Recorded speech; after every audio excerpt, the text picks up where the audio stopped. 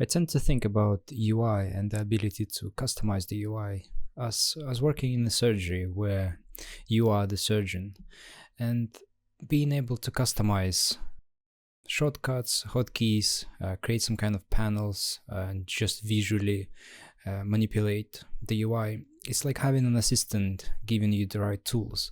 And to me, the whole point about it is not the time that you save when you have a custom button somewhere where that you can easily reach. To me, it's all about the focus, and I think this analogy is really good, because as a surgeon, you don't really want to go somewhere to the table, then take a pair of scissors, and then get back to the surgery. Instead, you have people giving you the right tools, so your eyes and your mind is always staying focused on the task before you.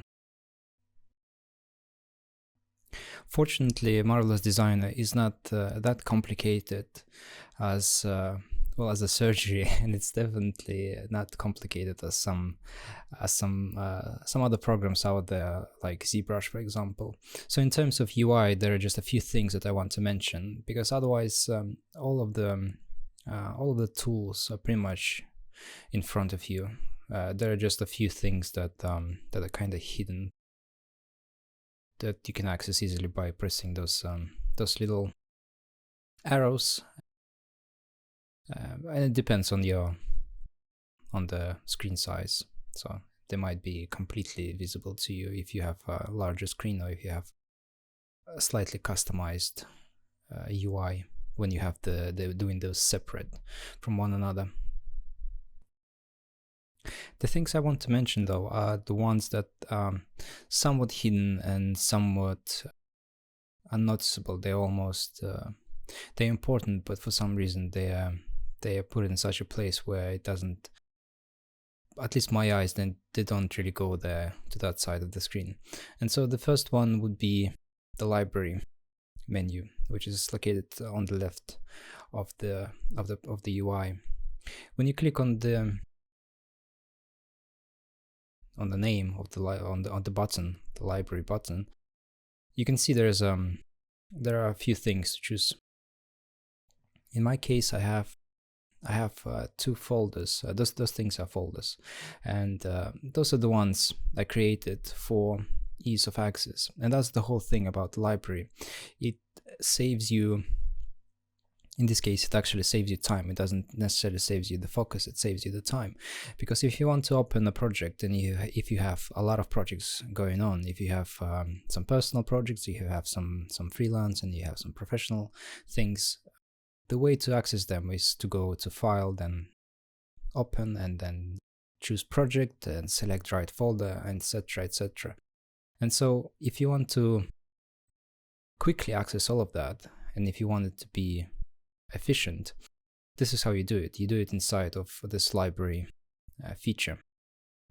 And so, for example, right now I'm inside the folder that I created for this particular tutorial, and there are a few files in here, and those are the files that I simply save. Every time I save something, save as a project, there's going to be a new thumbnail appearing here.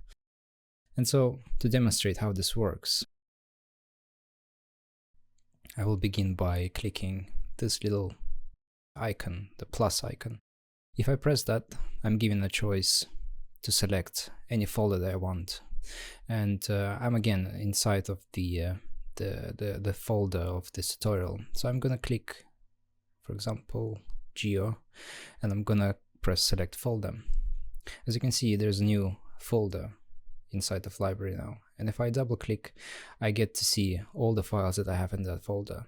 So that's really useful. I find it to be tremendously useful, actually. I think when, like I said, if you have at least even if it's just two projects, it's really nice when you have folders with the name of the project that you can double click, and you get to see everything. And obviously, if there was some folders inside that, they would be also visible. And you can customize whatever you want. You can customize it. You can add some reference or textures, images in here, like a folder, You can have garments as a folder. You can have the whole project as a folder, and so on. So this is really useful. And the cool thing about the structure that Marvelous Designer has inside of those this menu is the preview. So every time you save something as a project, you get to see the screenshot of how it actually looks. You simply need to move your mouse over those files, and you get to see 3 views of the project. So it's really useful. I love this feature. I think it would be cool if some other programs could have something like this.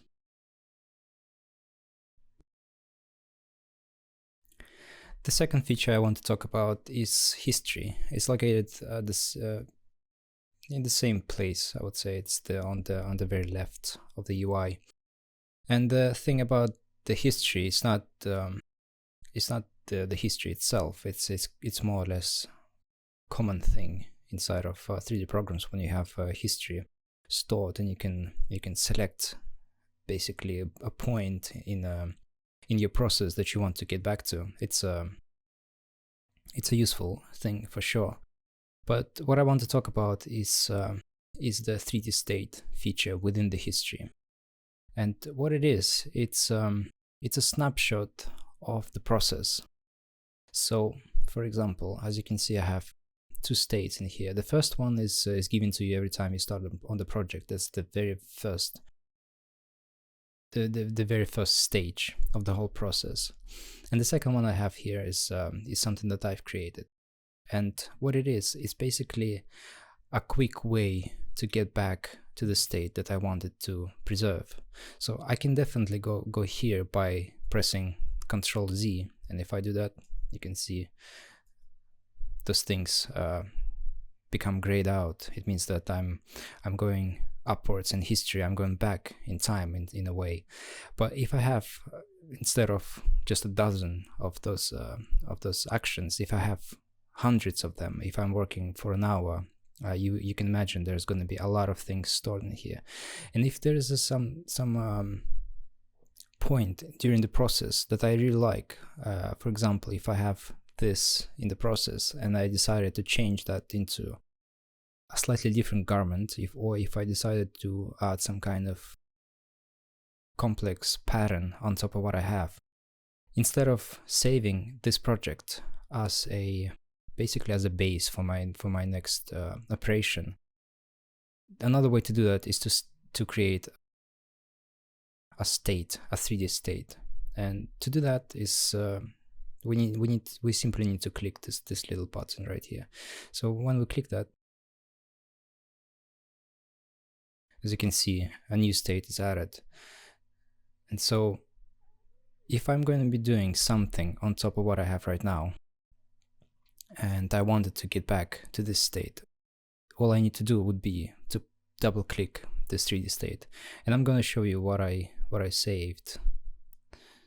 It's not much, but still just for presentation's sake. If I double click here, it gives me the warning prompt saying that do you really want to get back, because everything after this point is going to be deleted. And I'm going to press OK. Press OK. If you enjoy this content or find it useful, please consider supporting me by buying me a cup of coffee via the link in the description. And I get back to the state that I saved. As you can see, the garments they changed slightly, just for the sake of illustration that there was some kind of change done. So this 3D state is a really cool feature. It's instead of saving your files every time you want to do some kind of drastic change, you can save it instead you can save it within the history menu. The one thing to be caution about it is that when you're done working with your session and you want to you get back to work, let's say the next day, and you open up the project, those 3D states are going to be gone. They're not going to be stored within the project. They're stored only within the session that you're working in. And the last thing I want to talk about is the select and move, select and rotate gizmo. inside of Marvelous Designer. Not the gizmo itself, but the way the separation behaves. As you can see, if I click on my model somewhere on my garments, the gizmo doesn't appear. By default, it should appear. It should. If I click on the sleeve, there would be a gizmo with move, rotate, and all of those things. And I changed that because I don't really like this default behavior. Instead, what I have is if I click on this garment, I need to press W or E for those gizmos to appear. So W would be moving and E would be rotating. This is the same as in 3ds Max, and this is actually the same as in ZBrush as well when you use transpose tools. And I found it to be much more, I would say, convenient to me personally. And Q, by the way, is just selection. It doesn't give you any gizmos. It simply lets you select the garments. And the reason why I chose this this method instead of the default one is because I don't really like the gizmo appearing every single time I click somewhere, because sometimes I just need to see where the position of certain things are. If I wanted to add a point on the garment in this place, let's say, I would click it here so I can see the corresponding point in 2D view, and I don't want the gizmo to appear. And this gizmo is such a clunky one. You have everything inside. You have the move and the rotate. Just a big clutter of things, and I don't really like that. I want things to be more precise and I would say kind of straightforward. I don't want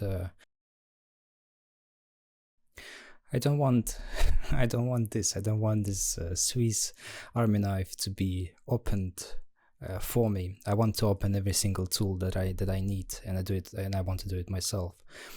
And so that's the reason why I decided to choose this default method.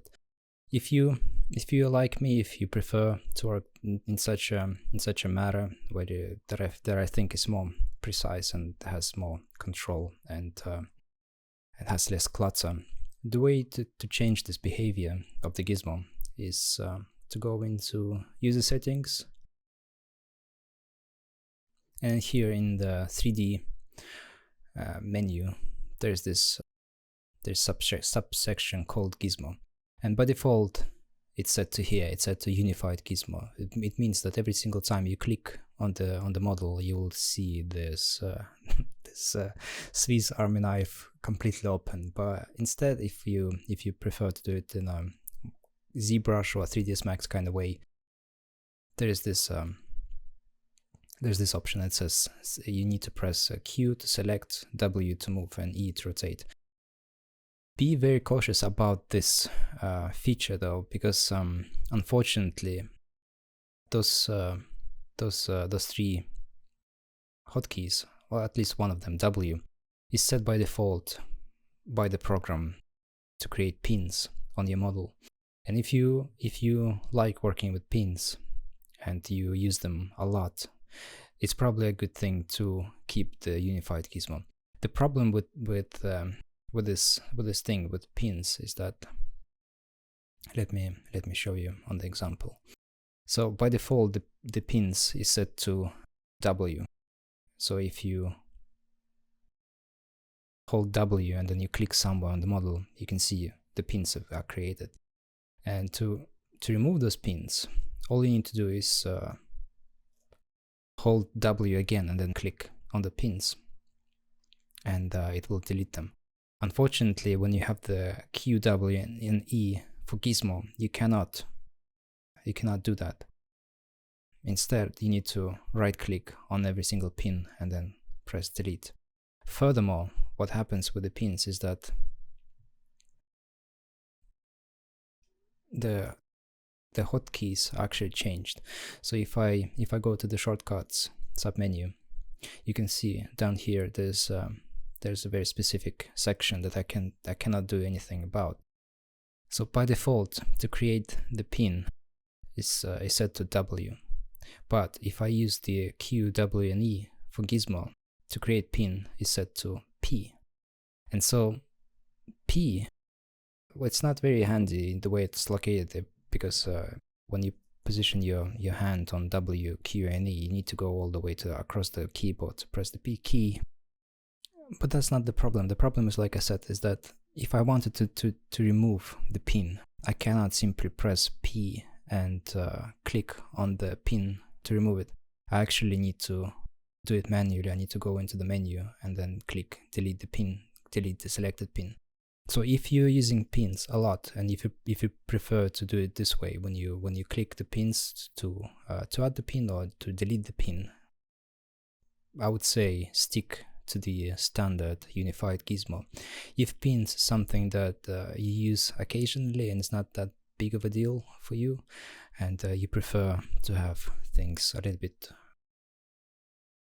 well, more I would say more familiar, if you're used to working in ZBrush or 3ds Max or some other programs, definitely try this QWE gizmo. And speaking of pins, just briefly, it's not like when you create those pins and you have a lot of them, you need to go and delete every single one of them. If you want to remove all the pins completely, there's a shortcut for that. It's Control W. So when you click that, all the pins are gone.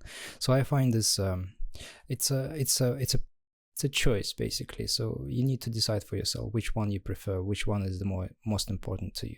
And I find that using this gizmo is not that big of a price to pay compared with the ability to easily delete the pins.